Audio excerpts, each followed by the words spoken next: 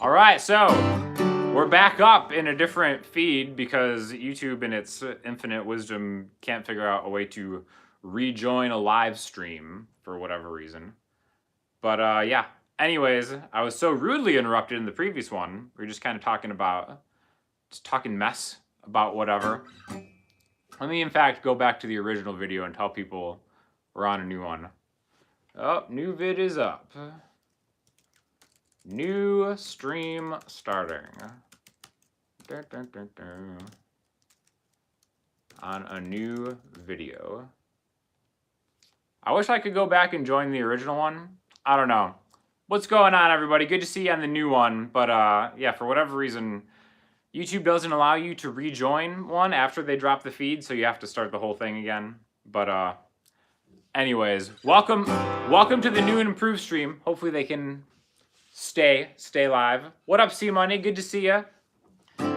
Anyways, before we were interrupted, I was talking about the Kings gear and the Lakers gear, and I also wanted to do another chord progression. Guess what we were talking about? Another chord voicing. As fun as this minor 11 one is, there's also a minor 9 one in the same spot. So we'll talk about this for 2 minutes, and then I'll just go back to whatever else we're talking about in the live chat, right? So we just did A minor 11, right? We talked about that. 5E, 5D, 5G, 3B. Now, if you move your ring and pinky down a string, right? So now they're on G and B, and then your pointer finger is going to go to 3D, and now your middle finger is the root note. This is going to be a D. Minor 9 is what we could call this, right? So it really kind of fits nicely next to that. And the great thing is you can kind of combine them, right? So now I'm going to go on B, minor 11, then switch to E minor 9. Darren Ray Yeagle, thank you for watching the content. So I think this is a really great way to go from a 3 chord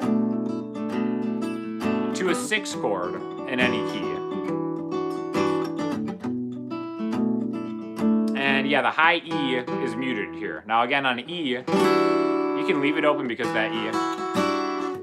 But yeah, the nice thing about this is, see, my pinky is kind of like leaning over, so I'm kind of muting that high E string. So, 3 chord to the 6 chord, which is really just B minor 11 to E minor 9. You can go to the 1 or the 2 chord, all the way back to 1. So if I'm going through the chords in the key of G major, right? G, A, B, C, D, E, G, A, B, C, D, E. And just right there, that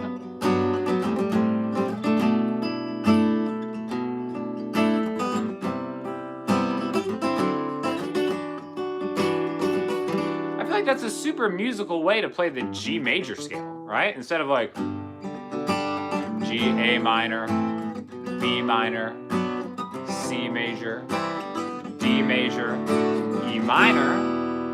Now you can actually kind of like G, A, B, C, D, E. And that's such a more musical way to play that, and then just start kind of coming up with your own combinations to not play them in order, and then you got yourself an awesome song, right? How do you do those bar chords with a different bass note? Which bar chord are you referring to? I think this is what this is my question to you. Like this one? I mean, I guess you show chords, but natural rhythm is unteachable. No, that's all right. Let's talk about rhythm for a second, right? I don't know. A lot of people say that they tell me I have good rhythm, which thank you, but I really think all of it's practice. And I naturally want to play everything in a waltz time signature, so 3/4, right? And I think maybe that makes it sound like I have better rhythm because there's just something about 3/4 that like. There's more of a sway to it. that just sounds really good, right? So when you apply it to like chords,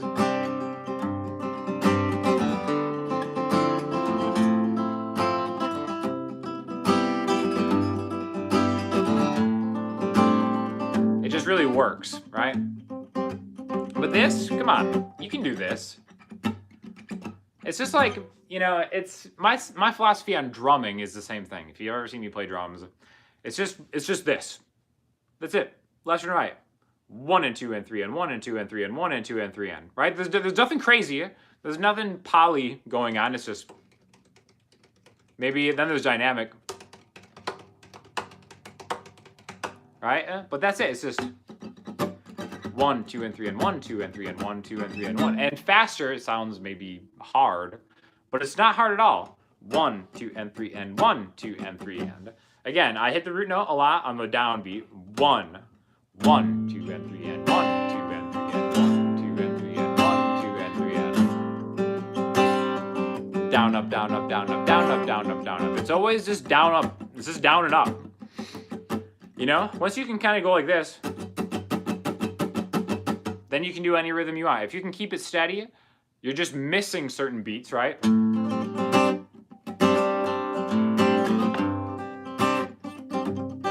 And then maybe, you know, emphasizing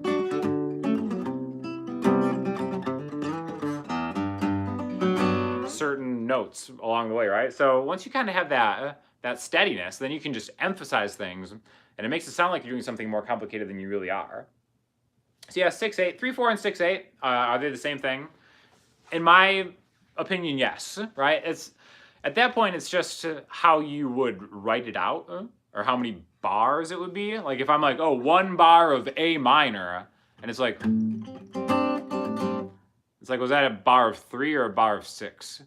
Is it 1E and a 2E, 3E and a 4E, or is it 1, 2, and 3 and 4 and 5 and 6 and, right?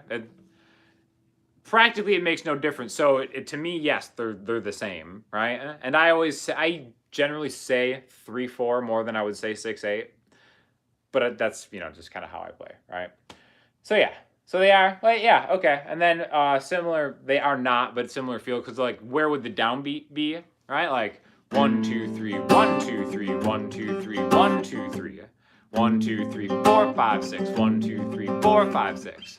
It's like, all right, well, that 4 count sounds like a 1 count. Whatever, you know what I mean? To me, yeah, I just count to 3, but that's it, right? Hey, the 2 sets of 3 can be different, but you know, whatever. Same. Practically speaking, there's no difference. You know what I mean? But that's just kind of, I guess, my style is usually playing in 3. So if maybe you want some work on your rhythm, just try playing something in 3. Because I actually, my one drum student, Jack, this kid's amazing. He's been on the channel a couple times, and he's like almost like a drum savant. Like he's better than I am at drums, but we just kind of jam sometimes. And he's so good at fills and flashy stuff, which I personally don't care about. But I'm like, all right, well, let's play this in 3. And then he struggles. The only time I've ever seen the man struggle, because the kid's a machine, is playing in an odd time, right, in 3. But for me, as a drummer, it's just like, okay, now I'm just playing in 3. Right? So if you definitely want some help with your rhythm, try playing in a different time signature or counting differently, because that's, again, in my opinion, the best way to really kind of solidify different rhythms and stuff, right? That's what I think, right? So we're just talking about the difference between 3/4 and 5 or in 6/8.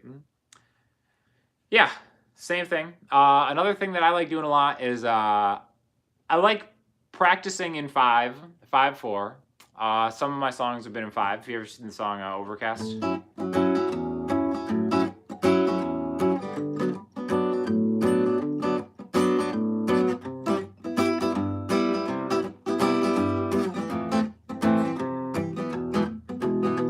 The gray clouds just passed us.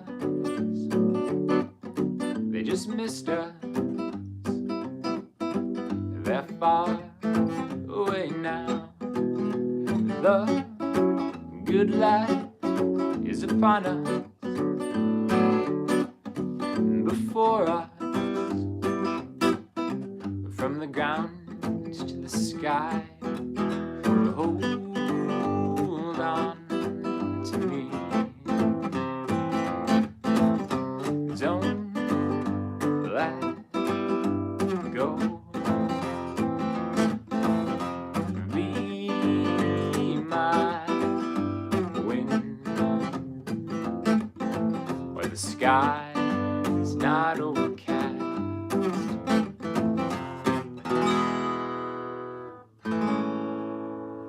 that's in 5/4. Someone said Dave Brubeck. Yes, 100%. That's all it is. That's the count. That's how you count to 5. Like the song Take 5 by Brubeck. It's that count, essentially. And that's 1 and 2 and 3 and 4, 5. So again, 5 is super hard to count rhythmically while you're playing and singing until, well, for me, until I broke it into 3 and 2. I can count to 3 and 2 all day, but counting to 5 is way more difficult. Again, technically speaking, there's no difference, but I think musically speaking, there's a huge difference, right?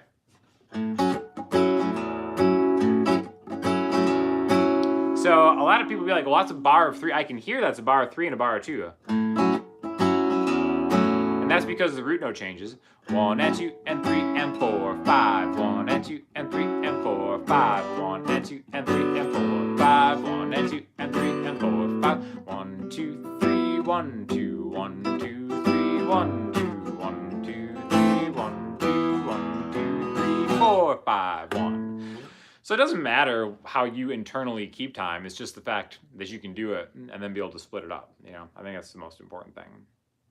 Same thing with counting to 7. I don't think I have any songs in 7, 8. But if I ever had to play it, that's how I would count it. I would count to 4 and then 3, or 3 and then 4. So if we wanted to come up with something in 7, let's do something where we just have a chord that changes roots, like a back and forth on a C major chord. And then we'll go from a C to a G. I always do that. Let's go D. The people's key. D to an A, right? So 1, 2, 3, 4, 1, 2, 3, 1, 2, 3, 4, 1, 2, 3. So there's really nothing musical about this yet,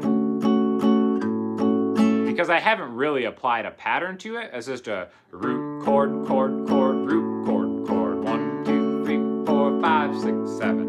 But once you can start kind of like maybe applying 2 different strumming patterns to it. Oh, we got a donation from Richard. Thanks so much. We ride. 1, 2, 3, 4. 1, 2, 3. Right? So maybe what's a 4 count? I'm still counting in 3 all the time, so that'll be the second time. So maybe the 1, 2, 3, and 4, and 1, 2, 3, and 4, and 1, 2, and 3.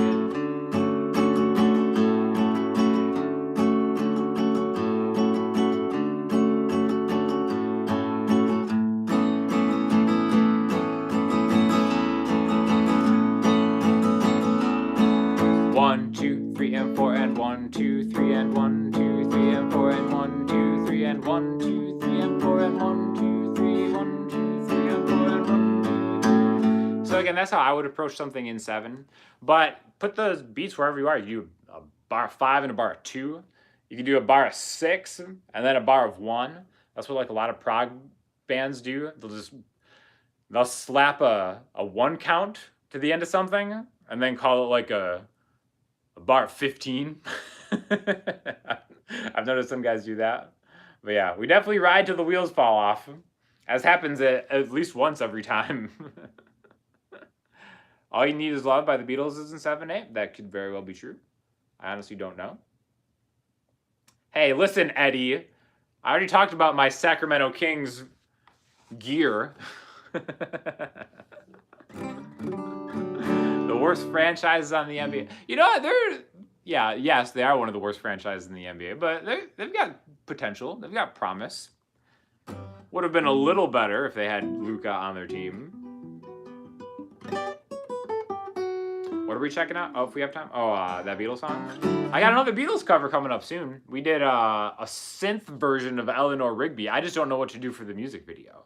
Like, the song's done, but it's like making a music video is, what do you do? That's why I usually just play the song, because I don't know what else is happening. Do I remember Jason Williams? Of course I remember Jason Williams. I actually, in my basketball bag of tricks, I've got a pretty nasty elbow pass. But it's like one of those things that like I used to use all the time. But I'm super accurate with the elbow pass. But I don't use it anymore because I feel like it's just showy for the sake of being showy at this point. So unless I'm like really trying to embarrass somebody, which I never do anymore. In the younger days, that was definitely the MO. had to prove how good I was all the time. But now it's like, why would I elbow pass? But yes, I learned that from Jason Williams. You know what I mean? So anyways, that's I do remember Jason Williams. Thank you, Cam. What's going on, buddy?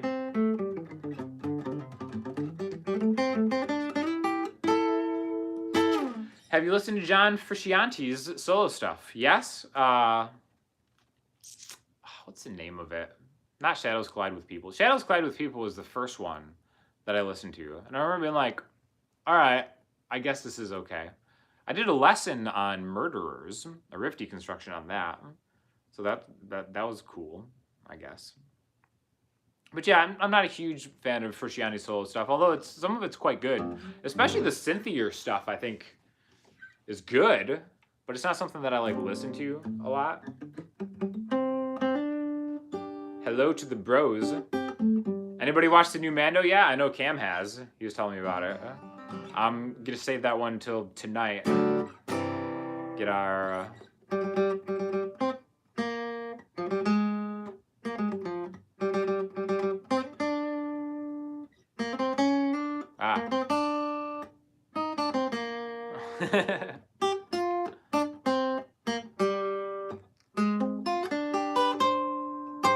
There it is. There's the Mando soundtrack. Yeah, that's a fun one. So, Todd McDaniel, you yes, it is great. And Joe, you haven't missed much. We've just been talking about minor 11 chords to minor 9 chords. How that lines you right up with dominant 9 chords to major 7, right? You should do a lesson on the Mandalorian theme, says William. Oh, maybe I already have. Check the video log from 2 weeks ago. Thanks for that, Lizard Gizzard. Yeah, oh my gosh, KG, the new album by King Gizzard is awesome. It's great. Definitely right up there with anything they've ever done. Love the Giz. I feel like we need a name for King Gizzard and the Lizard Wizard fans, because it's so hard to say the name. You know what I mean? That's why I'm wearing the King's gear, because of King Gizzard, right? And not because I'm a Sacramento Kings fan. I think I'm a fool. Please. Yeah, so we've gone over 2 chord voicings. Minor 7, minor 9. Then how about we do, let's do major 9. The not used enough major 9 chord. So here's an F major 9. It's great because it's a major 7, right? So here we go. Root note, major 3rd. There's the F major 7, 8A, 7D, 9G. Oh, what's your ring finger doing? Just hanging out there? Free rent? Grab that 9. Sharing the same fret as the root note, right? The 8th fret, but that's the 9th note away.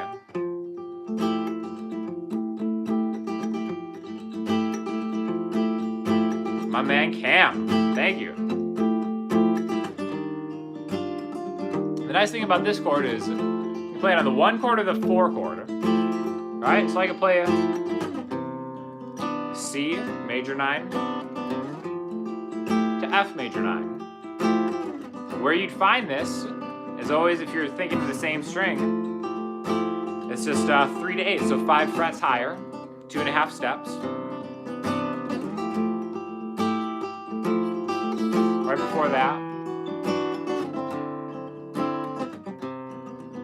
It's kind of a really easy transition from this to that minor 9 chord we were talking about earlier. So again, these can be replacements anytime you see a C major chord. Play this one. You know, it looks worse than it is, right? You look at that and it's like, God, that looks like a twisty thing. But if you know C add 9, right? There's that. You already play that C add 9, I'm sure. Right? So you're there, and then just put your pinky down and make it a major 7. Right? And then you can just move this anywhere. So anytime you see a C to a F, try that out. Again, there's the 2 chord, and and the 3 chord in the key of C, D minor and E minor as minor 9 chords. And then you can line this up with A minor 11, which we talked about earlier in this video, or perhaps it was part 1 before we got kicked off, right? So, C,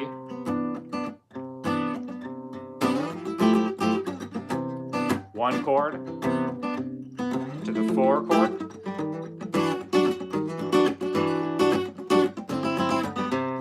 and then just playing those minor chords in between.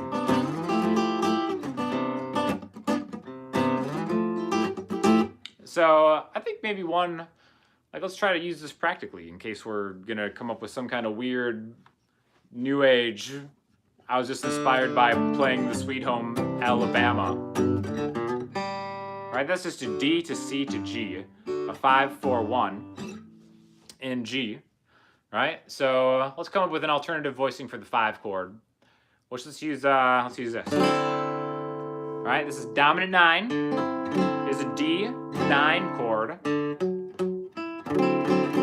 So 5A, 4D, 5G, 5B. We can actually bar it to get the 5th fret all the way down.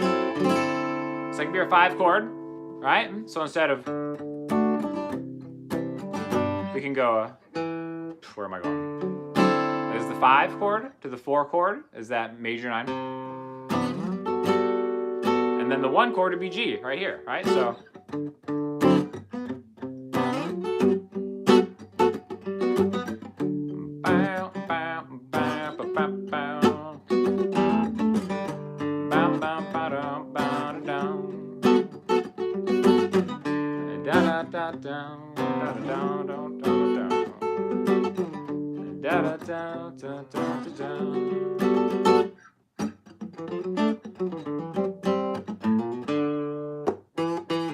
Alright, so that's kind of just a way that you can take something super popular and then make it, I don't know, make it your own, whatever. That's a very interesting version that I've never heard before, probably because it's not good. But that doesn't mean that you can't find a way to make it good, you know? So I think that's the interesting thing about different chord voicings, and then just replacing them in popular songs and doing your thing with them. Know what I'm saying?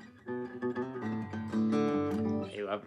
Play some America's 3 Roses. I don't really know a lot of America's. Your current favorite chord for an A add 9 is this. Like that. See, A is the prettiest. I mean, here you got to take it one step further. Get that root note A. Because then you can go back and forth between the...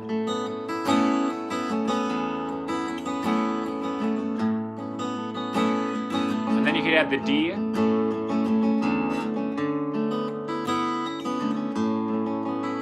Right? Because the D is right there. So this is the 1 chord to the 4 chord.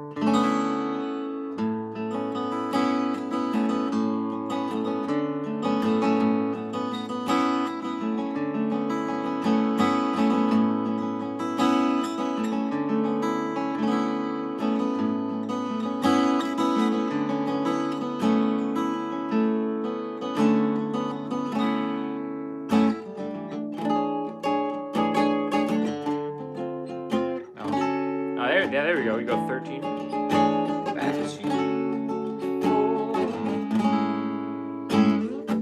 A lot to be had there. Oh, thoughts on the Whiteside signing? Yeah.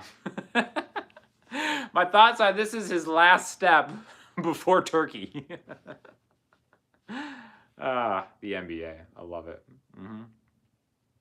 Yeah, see, Dave knows just because you can do it doesn't mean you should. Jeff Goldblum, Chaos Theory, Jurassic Park. That's good stuff. What are the Amish whip chords? I think it's 1-4-5, right?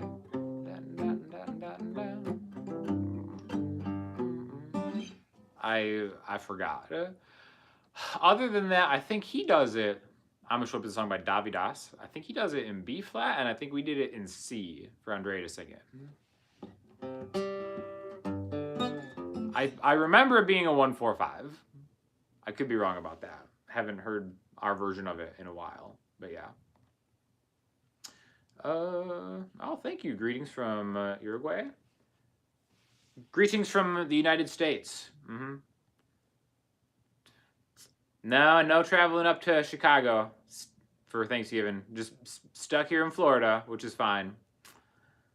Still don't understand the numbered chords thing. Oh, the numbered chords thing is the most important thing in all of music, right? In any key, a key is just a group of notes that are going to sound good together, right? Most of the time in popular music or Western music, there are only 7 notes that you use, right? You can just number those 1, 2, 3, 4, 5, 6, 7, 8. And in that interval, the major scale interval, 1, 2, 3, 4, 5, 6, 7, 8, any of these single notes can become a chord, right? I think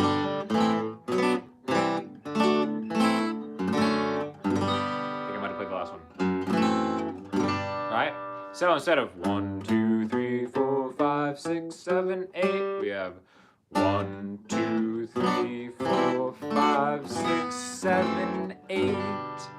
And that just becomes a much easier way to communicate a chord progression, right? So when I say, oh, Amish Whip is a 1, 4, 5 in G, not that it is, but I'd be like, all right, 1 in G is G.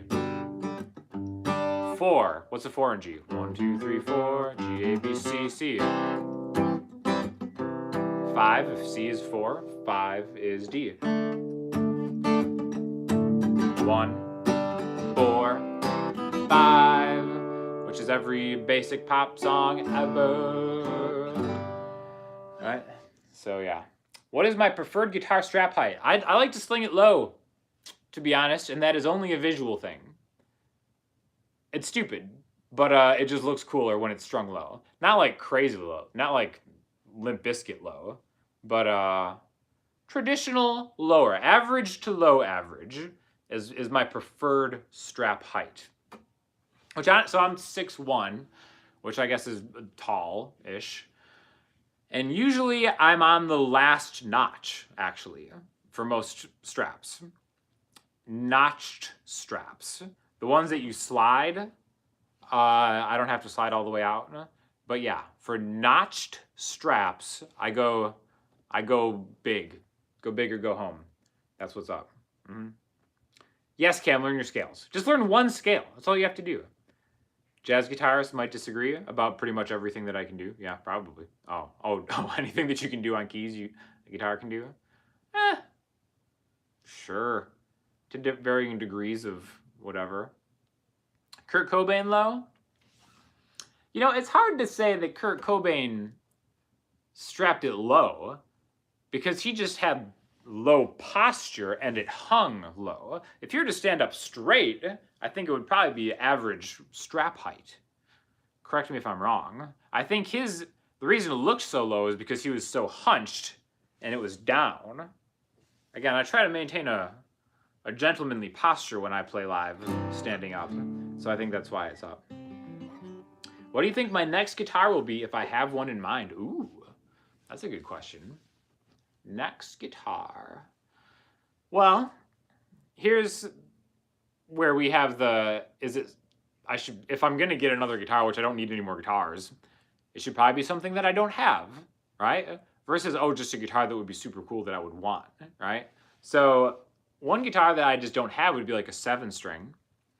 Our options would be a 7-string, or something with fanned frets, or, because I've been getting down with King Gizzard, something microtonal, right?